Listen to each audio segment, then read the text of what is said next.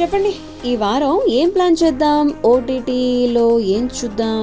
Mobile masala వారి film Nagar కబుర్లోకి వెళ్ళిపోతే అదృష్టం అని చెప్పి రాబోతుంది. 2022లో మలయాళ ప్రేక్షకులకు బాగా నచ్చేసినటువంటి క్రైమ్ థ్రిల్లర్ అనమాట ఇని ఉత్తరం. అక్కడైతే పాజిటివ్ టాక్ ను తెచ్చుకున్నటువంటి ఈ మూవీ ఇప్పుడు తెలుగు ప్రేక్షకులను అలరించడానికి సిద్ధమైపోయింది. సో ఆ తర్వాత మాట్లాడుకోవాల్సింది చార్లీ 111. వెన్నెల కిషోర్ గారు ప్రధాన పాత్రలో, మరి సంయుక్త విశ్వనాథన్ హీరోయిన్ గా మార్చ్ 1st రిలీజ్ అయినటువంటి సినిమా.